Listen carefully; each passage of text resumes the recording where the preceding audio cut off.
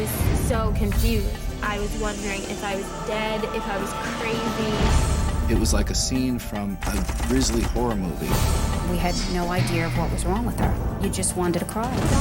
Why are they sending him home and not finding any answers? Next, two medical mysteries that defied the experts. Teenager Jessica Ciccone slips into bizarre episodes of near hibernation, sleeping for 10 days straight. Doctors are baffled, and her parents are terrified. We don't have an answer for our daughter when she asks us what's the matter with her. My worst fear is that she had something seriously wrong in her head. Eddie Lee always thought clean living and a positive attitude would get him through anything, until mysterious hemorrhages began ravaging his body. It wasn't a small amount of blood. It was as though someone had slashed a major artery. I was absolutely terrified. I was just terrified. When illness strikes, we look to doctors to give us answers. But what if they can't? For these unlucky patients, diagnosis is a mystery.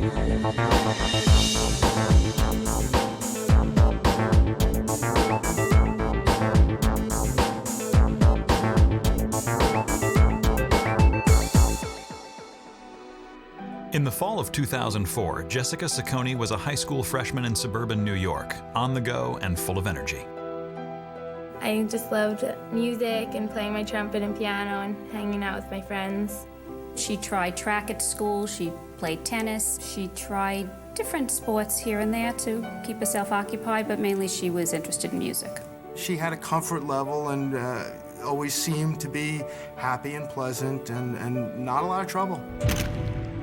Jessica had gone through the usual childhood ailments, but had always been basically healthy. Then, one day in October 2004, Jessica can't stay awake in class. I started feeling really weird, and I was really incredibly tired, and I was falling asleep in class, and I never fall asleep in class, so that was a bad sign. Jessica turns in early that night, figuring all she needs is a good night's sleep. But the next morning, the fatigue is worse. My sister was trying to get me out of bed, and the bus was outside, and she was saying, "What are you doing? Why are you still in bed?"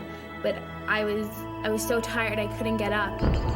So I went downstairs and called my mom, and I was crying, telling her that something was wrong with me. Robin, a nurse, senses that there may be something more here than just a sleepy teenager, and decides to take her to the doctor. Her first visit was pretty standard, a regular checkup. Standard blood work, CBC, looking for infections. It would be what anybody else would get going into the doctor's office. Jessica's test results all come back normal. The doctor felt that it was probably a virus and to just watch her for a few days and bring her back in if she wasn't getting any better. For the next few days, the Ciccones watch and wait for Jessica to rally, but she doesn't. Jessie was very lethargic. She didn't want to get off the couch. She was not answering in full sentences. She wasn't running a fever, though, which I thought was unusual. She did not want to eat. She did not want to drink. She just wanted to kind of roll up in a ball and stay there. What was concerning us was that we were having a very hard time just getting her up to eat something, getting her up to drink a glass of water, getting her up even to go to the bathroom. She just kept saying she was tired. I was so confused. I was wondering if I was dead, if I was crazy, if I was sleeping, if I was dreaming. I had no idea what was going on. Jessica continues to sleep around the clock, and Robin soon realizes that dehydration is a very real possibility. She starts waking Jessica up every few hours to force her to drink. I would keep her sitting up at the kitchen table for 10, 15 minutes, and I would stand guard. I wouldn't let her, lay down anywhere until she finished drinking something. On the 7th day of Jessica's slumber, Robin takes her back to the doctor. Trying to get Jessica to the physician was a bit of an effort. We had to kind of pull her out of bed and help her get dressed. It wasn't like she was being cooperative with us. She slept all the way there in the car, and she slept on me in the chair in the doctor's office. The doctor reiterates that it is most likely a virus, but decides to run some tests just to be sure.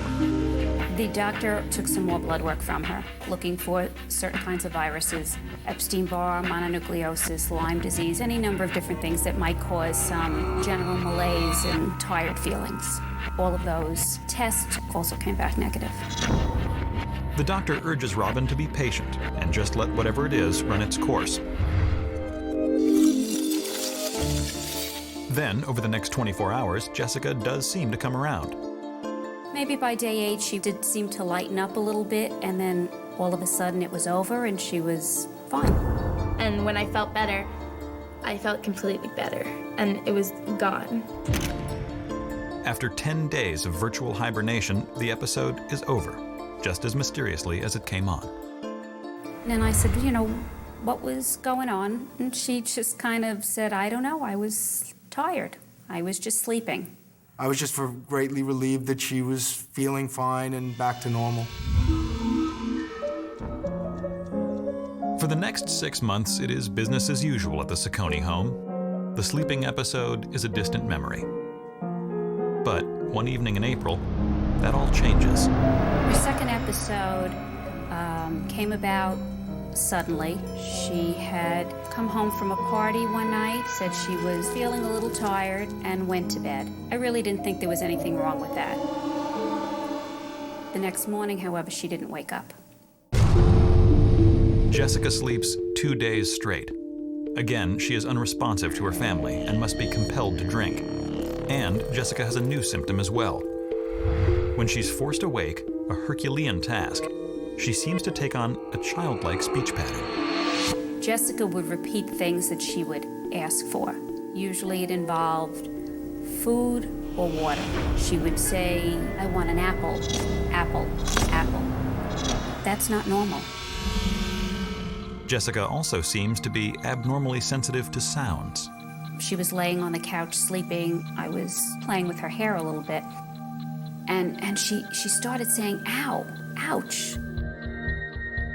And she says, the ticking of your watch is hurting my ear.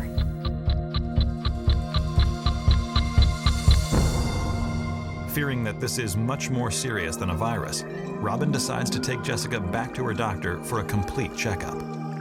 The doctors ran a second series of blood tests, and the results came back normal again. The doctor is stumped and suggests that Jessica be seen by a pediatric neurologist. The medical doctor felt that there was a possibility that she was having something neurological going on, that she was sleeping for a reason, that maybe they could evaluate better than she could. But at the exam, the almost comatose Jessica is barely able to follow the doctor's instructions. It was really annoying to me because I just wanted to sleep, and he was making me walk around, and I just wanted to sleep. Although Jessica is clearly having severe difficulty staying awake, the neurological exam itself is completely normal. The neurologist suggests that Jessica's problem may be psychological. Having no answers just became increasingly frustrating. We didn't know who to turn to, and we felt like we were running out of options.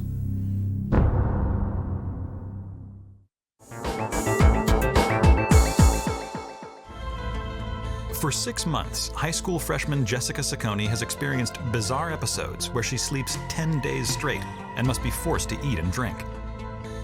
But when all of Jessica's neurological exams return normal, her neurologist concludes that the root of her episodes must be psychological. My husband and I did not really believe that that was the problem, but not wanting to put our heads in the sand, we felt that we should go down that avenue. And we did find a therapist that was willing to take a teenager to have her evaluated. The Saccones make 2 more appointments for Jessica, one with a psychotherapist, the other for an EEG. But no sooner have these been made than Jessica once again emerges from her most recent 10-day stupor. The next morning, she woke up, and again, a dramatic change, completely normal, full of energy. A person we hadn't seen for, again, 10 days was there again. It's unsettling to see such a dramatic change in your child. A day later, Robin takes Jessica in for the EEG, or electroencephalogram. The test measures electrical brain activity. I would have preferred this EEG having been done a few days ago while she was sleeping, but we couldn't do it then. And, as Robin suspects, the EEG comes back perfectly normal. The therapy session is soon after, and, though skeptical, the Sacconis hope that maybe they will find some answers there. The visit with the therapist was just talking. She was trying to see if there was depression, and I knew I wasn't depressed. I'm a very happy person, so I didn't think that was a possibility. The therapist didn't see anything wrong with her. Of course, at this time, Jessica is perfectly healthy. She only knew what I was telling her of the past 2 episodes. It was like when you have a car that has a knock, and you take it into your mechanic, and it stops having the knock, and you're explaining to them what the problem is, and they're telling you, lady, I can't fix it because I don't know what you're talking about. I can't find it. But a month later, Jessica comes home from school complaining of feeling fuzzy again. Robin and John brace themselves for the worst. When Jessica doesn't awaken for 2 days, Robin schedules an emergency appointment with the therapist. John and I get her to the therapist's office, and I'm kind of going, this is what I'm talking about. This is what I've been saying all along. And she looks at her, and she looks at us, and she said, oh my God, now I understand what you were saying. The therapist suggests admitting Jessica to a psychiatric unit for observation, but Robin and John refuse. Being a nurse, I really didn't feel comfortable with leaving my 13-year-old daughter in a psychiatric unit. I didn't want to have her anywhere that I could not be at least staying with her and watching her. Having no other options at the moment, we did agree to put her on antidepressants. After a few months of being on these medications, she continued to have episodes, and she did not find any relief. So after 6 months, the therapist terminated her treatment, saying that she didn't feel there was anything wrong with her and she didn't need any therapy at this time. But the bizarre episodes continue to wreak havoc on Jessica's life. After missing weeks of school, she's forced to hire a tutor just to keep up. I was getting behind in school. I would be explaining to more and more people that I don't know what's going on, but I've been sleeping for 10 days, and I feel weird when it happens, and I'm not functioning, and that's all I can tell them. But when Jessica is not in the midst of an episode, she's perfectly fine. It is during one of these normal periods that Jessica plans to go on a bus trip to Canada with her summer camp. But near the end of the ride, it begins to happen all over again.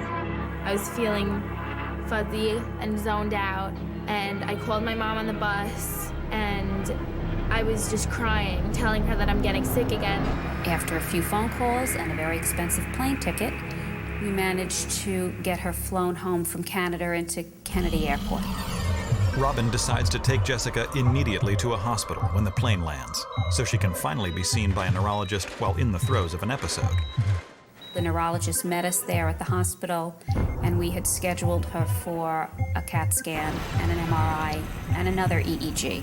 John and I felt that this was great, actually, because we were getting these tests done while she was having the episode. Maybe then they could find out what was the matter with her. But even though she's in the middle of an episode, all of Jessica's test results return normal. Her CAT scan, MRI, and EEG reveal a healthy, if sleepy, teenager. They said, there's nothing we can do for her here. You could take her home. She could sleep at home as well as she could sleep here. As a nurse, I understand it, but I was still very upset about it. Devastated, Robin and John bring Jessica back home. Then, one evening, after being forced awake to drink, Jessica's frustration boils over. She was laying on the couch and she was crying. Jessica became very emotional and started to say things like, what did you put inside me? And get this out of my head. Banging her fists, and she was saying things like we didn't love her. I was kicking them and screaming and just going crazy. It was just so unreal. Our hearts were breaking, Mom. I'm crying on the couch looking at my husband. We don't know what to do with her. For me, the worst thing was that I didn't have anything that I felt I could do. Jessica's mysterious episodes are taking a toll on the family, with no credible diagnosis in sight. We don't have an answer for our daughter when she asks us what's the matter with her. She's thinking at times that she's crazy. I always thought that it would just not happen again. I was hoping that it wouldn't happen again. Actually, by then I knew that it would probably happen again. The fear is that this is something that could be progressive. It could be, just threatening to everything in her life. You just wanted to cry. We had no idea of what was wrong with her.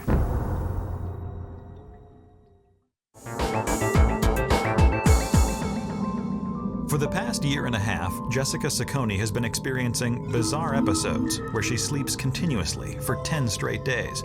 But her doctor and other specialists remain baffled as to what might be causing them. After a year and a half of still no answers to what's wrong with Jessica, John and I we're beside ourselves. We don't know what to do for her. Then in early January 2006, a few family members and friends call Robin after a medical TV special airs. I started getting phone calls that said, I just saw this show and it sounds a lot like what your daughter has. I was able to pull up the transcript online and read what it was about, and it sounded a lot like what Jessica had. From a support group website, Robin gets the name of Dr. Orrin Davinsky, a neurologist at NYU. In many cases, I am kind of the last stop on the diagnostic train line. Many people have been to a lot of doctors before they've seen me. Robin makes an appointment with Dr. Davinsky, knowing that he may be Jessica's last hope. The first time I saw Jessica, she looked like a typical 15-year-old girl at that time. She was bright, she was alert, she was responsive, and I think she was frustrated by the lack of understanding and the lack of an answer. Robin begins to describe to Dr. Davinsky what their lives have been like for the last year. He understood what I was talking about. He couldn't diagnose it from just what I was telling him, but that the symptoms sounded like something he knew about. Dr. Davinsky told us that the next time I was in an episode, we would go to the hospital and he would monitor my sleeping. For the first time, the Saccones look forward to an episode. And 2 weeks later, it happens. So I packed her bag and I packed my bag and off we went. Jessica is brought to the NYU Medical Sleep Center, where she sleeps for several days under intense scientific scrutiny. Jessica was hooked up to all this electrical equipment, wires coming out of her head, things on her chest. She was hooked up everywhere. During a sleep study, we measure the brain's electrical activity, or EEG. We measure heart rate, or EKG. During her episode, she was sleeping for much of the day, and when I would come and see her, she had a bit of a glassy-eyed look to her. I spent 4 days sitting and sleeping in the chair. It was a long few days. And just days later, Dr. Davinsky calls Robin with his diagnosis. He said he felt that she had Klein-Levin syndrome. Klein-Levin syndrome is an extremely rare, complex neurological disorder characterized by periods of excessive amounts of sleep. Doctors believe that the cause of Klein-Levin is rooted in the hypothalamus, a region of the brain that regulates involuntary activity, including body temperature and sleep cycles. The truth is, we don't know where it comes from. It often begins around puberty for both boys and girls, so it may be in some way the sex hormones are responsible in triggering it or activating the disorder in some way. Since there is no specific test for Klein-Levin syndrome, a diagnosis can only be reached once other tests have yielded no results. But even then, the disease is so rare that not all doctors know it exists. Only 200 cases of Klein-Levin syndrome have been studied so far. The difficulty of diagnosing KLS is really a reflection of the educational system of doctors. Doctors often don't know about less common disorders, and for most doctors, when they get presented with a case of something unusual, something a little bizarre, they tend to jump as a knee-jerk reflex that it must be psychological. The patient must be depressed. If the Saccones hadn't fought the depression diagnosis, Jessica could have been admitted to a psychiatric ward and given powerful and potentially dangerous medication. There are so many more things that could have been wrong with her that are just horrible. So we were kind of going with the positive and saying that this is, all right, it's something we got to live with. Unfortunately, Davinsky tells them there isn't a lot they can do. There is no cure for Klein-Levin syndrome. But there is a way to treat the symptoms. What we have her on at this time is Ritalin. It acts in a way like amphetamines or speed, and the hope is that if she starts to go into a period where she becomes very sleepy, that by stimulating her brain, we can at least dampen the amount of sleepiness she has. During an episode now, I take about 60 milligrams of Ritalin, which is 6 pills a day. The point of the Ritalin is to keep me awake, which makes me drink more and eat so that I don't get dehydrated. And it also makes it a lot easier on my mom to take care of me. There is some good news. In many cases, the disorder disappears as mysteriously as it appeared, often when patients reach their 20s. Of the patients that have been studied, more than 90% will outgrow the Klein-Levin symptoms. And even those who have some degree of it left after 10 years, it's usually much, much milder. To know that it wasn't terminal or I could grow out of it was definitely a relief. I think she should do well. Hopefully in 5 years, or certainly by 10 years, there's really an excellent chance symptoms will be gone. Today, the Sacconis have adjusted to Jessica's episodes. I think it's a challenge for Jessica to have this condition because she's always playing catch-up. I'm a little more motivated because I want to get into a good college, and this makes it really hard to do well. So I need to work a little harder. It makes me more motivated. I hope that in the future I will grow out of this and I can live normally and do what I want to do. I think the moral of this story is if you're sick or someone you know or love is sick, you need to do everything in your power to help them find out what's wrong with them. You might not be able to cure it, but I think you need to keep going. Sooner or later, you'll find somebody to help you. Jessica Sacconi's symptoms were so debilitating that they demanded attention. Ed Lee was not so fortunate. In life, we don't necessarily get the hand we want, we get the hand we're dealt. And that's how I look at everything in life. This is the hand I was dealt, how am I going to cope? A successful motivational speaker, Ed knew the importance of looking good and feeling confident in the public eye. But his outgoing persona and healthy lifestyle hid a private war that was slowly ravaging his body. It was the spring of 1997, and I just noticed that I was going to the bathroom a lot. I occasionally had some mild abdominal pain, but it was just the frequent trips to the bathroom. I noticed that Eddie wasn't working out quite as much. It seemed to be more of an effort for him. He just seemed to get a little fatigued more than he used to, which I took for he was working longer hours, traveling more. Eddie spoke to me about some of his pain and discomfort, and it didn't seem like it was anything serious. Eddie was in great health and in great shape, and he was a young man. But as time goes on, people start to notice odd changes in Eddie's behavior. I was at family functions, at parties, and I would excuse myself a lot to go to the bathroom. And people were commenting on it, and I thought when it got to the point that people were commenting about it, I need to do something about it. Edward sees his primary care physician, who offers a quick diagnosis for his symptoms: stress. I know stress could cause a lot of things, but I know that I was not under a great deal of stress because I teach stress management programs, and I felt I had a pretty good idea of how to cope with stress. His doctor prescribes over-the-counter stomach aids and advises him to take it easy. But Edward's symptoms persist. He still would complain of stomach problems. This seemed more than what the doctor told him as stress. A month later, May 1997, Edward returns to his family doctor, who is confident his symptoms aren't anything significant. He said, well, why don't you come on down to the office and we could do a test called a sigmoidoscopy on you. A sigmoidoscopy is a procedure where a doctor looks inside the rectum and the lower part of the colon through a lighted tube with a camera called a sigmoidoscope. The doctor may also collect samples of tissue or cells for closer examination. When I was talking to my doctor about taking the sigmoidoscopy, he said, we're going to be examining the colon, and I thought, this is great, they could get an inside look.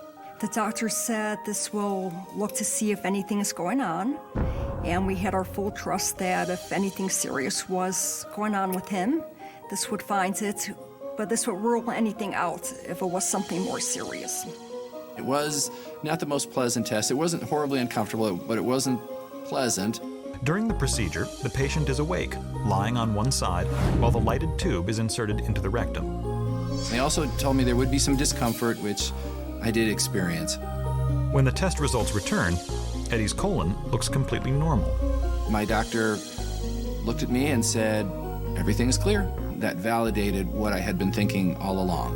At that point, you do tend to have your trust in the doctors. But as time goes on, Eddie begins to develop new symptoms. He was getting worse. I noticed he was losing weight. He was losing his appetite more and more, just lying on the couch a lot, very fatigued. Now I'm experiencing some nausea, some diarrhea, but it wasn't a major disruption of my life. It was a slight inconvenience is how I would describe it.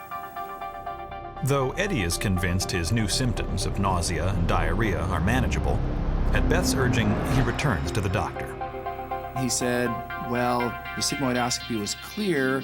You could have something called irritable bowel syndrome. That could be an issue. A lot of people have it. It's very manageable. There is no specific test for irritable bowel syndrome, or IBS. And because Eddie's sigmoidoscopy exam shows no problems, a diagnosis of IBS would cover Eddie's general symptoms of abdominal pain and diarrhea. I wasn't very concerned with the diagnosis of irritable bowel syndrome because I knew my sigmoidoscopy was clear. And if it was something more serious, they would have found it. But yet in the back of my mind, I did have concerns. Eddie continues to live with the abdominal pain, thinking of it as a minor discomfort. But his wife notices it's starting to affect him. He was having more severe stomach pains, I think more than he was telling all of us. And I saw it on a day-to-day basis. Something was not right. Here I am, a young person. I don't smoke, I don't drink, I exercise, don't eat red meat. I knew there could be nothing seriously wrong with me.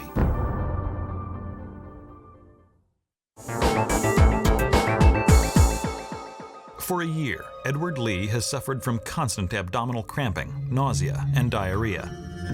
He takes over-the-counter medications to control his symptoms, but in August 1998, Edward's condition takes a turn for the worse. It was in the evening, I was home, and suddenly I felt like I had to go to the bathroom. I was expecting another instance of diarrhea, but I experienced something totally new, and this was very shocking to me. And it wasn't a small amount of blood. It was as though someone had slashed a major artery. And he came rushing out of the washroom. I knew this was something to be alarmed about. I called my family doctor after hours, and he said hemorrhoids could cause a lot of bleeding. The doctor did not seem concerned at all. He said if it would make you feel better, you could go to the emergency room. The doctors admit Edward to the ER and keep him overnight for observation. While reviewing Edward's blood work, they make a surprising discovery. They diagnose him with a simple case of food poisoning. What happened at that point, they put all their emphasis on the food poisoning and no longer did any follow-up work with the rectal bleeding. In the back of my mind, I kept thinking I wish they would have done more tests with him at the ER. Thinking they've solved his problem, the doctors send Edward home and tell him he should be feeling better within days. But within the next few weeks, he started having stomach pains again. 2 months later, in October 1998, he begins bleeding again, and Eddie goes back to the doctor. He once again explained that hemorrhoids could cause this type of bleeding. And at this point I said, well, at least I know what's going on now. I have hemorrhoids, and this is yet another manageable condition that I'm going to have to live with. Hemorrhoids wouldn't cause stomach pains. They wouldn't cause the nausea he was experiencing. And I was beginning to get frustrated. Why are they sending him home and not finding any answers? Just months later, in the middle of the night, Edward runs to the bathroom with abdominal pain. But this time, he's horrified by what happens next. I experienced rectal bleeding. Once again, it was a significant blood loss, like someone had sliced an artery. The next thing I remember is waking up on the bathroom floor, and I realized I was completely covered in blood. It was like a scene from a grisly horror movie. I was just so stunned I couldn't move. And for a moment there I thought, maybe I'm still in a dream state. And then reality set in and I realized that this is real. I was absolutely terrified. I was just terrified. Despite his weakened state, Eddie tries to clean up all traces of the blood to avoid scaring his wife. But that turns out to be impossible. I saw bloody footprints all over our carpet. It looked like someone had been murdered in the house. I asked Eddie what happened. He told me he had passed out, and he didn't want me to be alarmed, so he cleaned the washroom floor, because that's something he didn't want me to wake up to and see.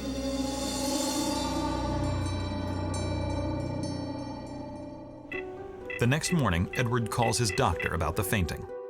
I told him that I had passed out and woke up on the bathroom floor covered in blood, and he said, well, as I've told you before, hemorrhoids could cause significant blood loss. And I said to him, but this was not only a lot of blood, I actually passed out. I had never passed out before. And he said, if you'd like, we could schedule another sigmoidoscopy. The hemorrhoid diagnosis just did not make any sense. I just felt like he was being sent home with a simple diagnosis that did not seem to correlate with what was really going on. Yeah, I was getting scared at this point. It has to be something more serious. Why aren't the doctors helping us?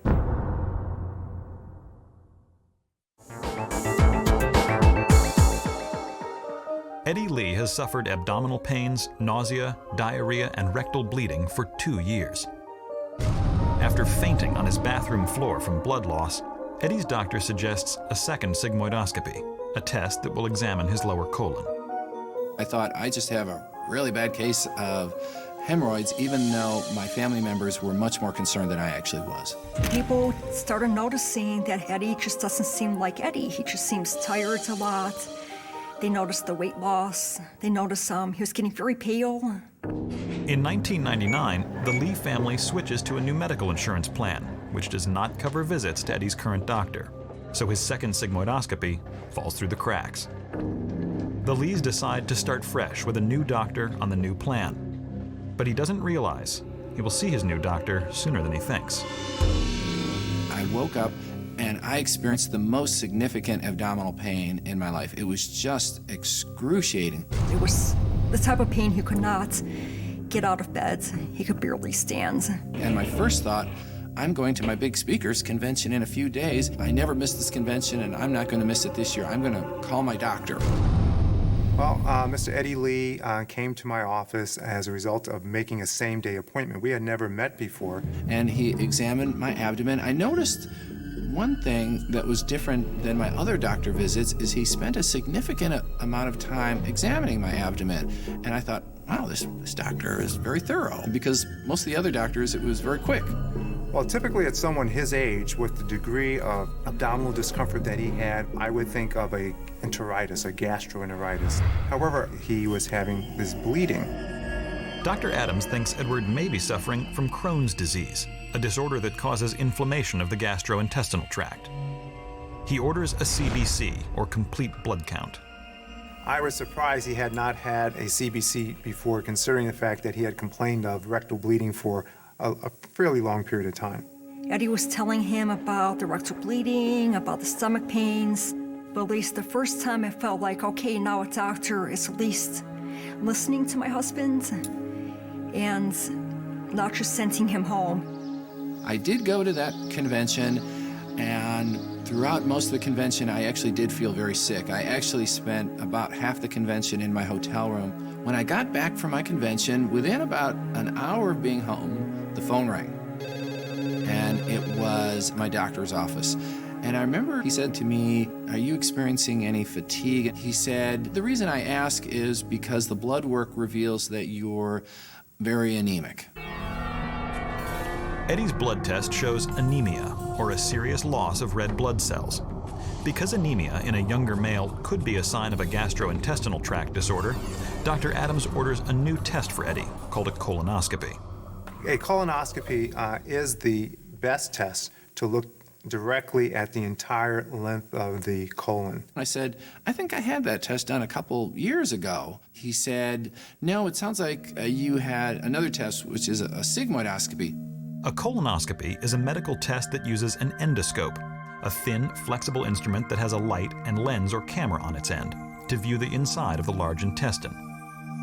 If abnormal areas are seen, the tissue can be removed and examined under a microscope to determine whether disease is present. Unlike a sigmoidoscopy, a colonoscopy travels the length of the whole colon. Eddie's colonoscopy is scheduled for the following day.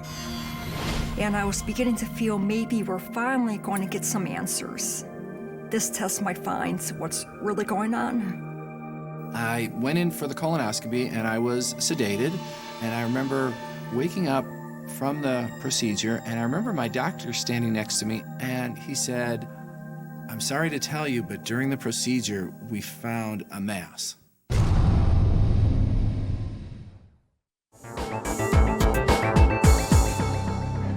Eddie Lee has just had a colonoscopy to find out what has been causing 2 years of abdominal pains, nausea, diarrhea, and rectal bleeding.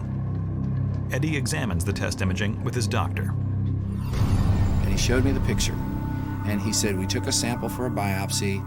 We'll get the results back in a few days, but we are quite certain that you have colon cancer. Eddie's family is stunned by the cancer diagnosis. I couldn't believe what he was telling me. The first thing that went across my mind, I'm going to lose my husband. You start thinking mortality and death, and I didn't want to lose my brother. It's something you don't want to hear. After he mentioned the word colon cancer, nothing else seemed to register. I was just in that shock of hearing that word cancer. And then I felt I should have been with Eddie. Again, I felt like I let him down. At least holding his hand when he got the diagnosis. Eddie is scheduled for surgery to remove the cancerous mass. The night before the operation, Eddie and Beth share what they realize might be their last moment together. Eddie told me, I just need to tell you I love you. He said, because I know you don't always come out of surgery. I said, no, don't even say that. You're going to make it. You know, when I talked to Beth, there was, lots of tears, and it was, very emotional. And I knew that, I might not make it, but I told Beth, I'll give it my all. Now you got me all emotional here. Eddie decides that a positive attitude is the only way to get through the ordeal. I remember going in for the surgery, and I was in this I can cope mode. I felt like I needed to be strong for everyone. He went into surgery, and he brought a clown nose.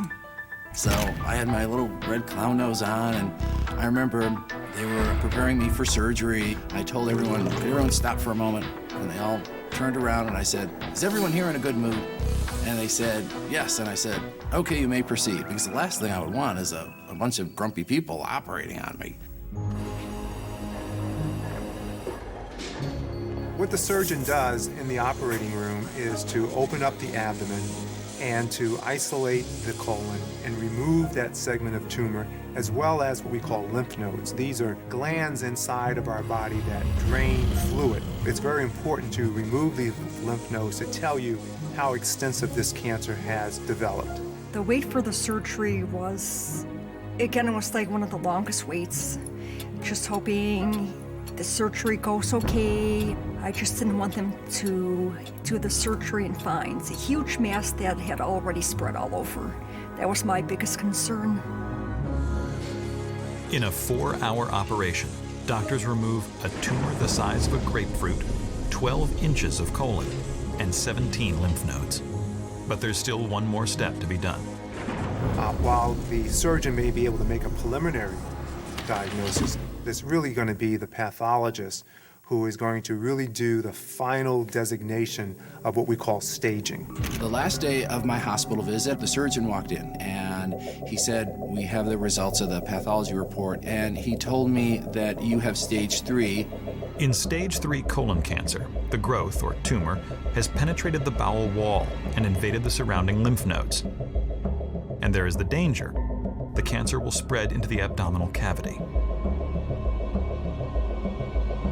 Colon cancer is the 3rd most common form of cancer in the United States. Stage 3 colon cancer patients generally have about a 60% 5-year survival. Eddie's stage 3 colon cancer diagnosis requires mandatory chemotherapy follow-up treatment. A grueling chemotherapy regimen with 2 different drugs tests Eddie's capacity to maintain his positive attitude.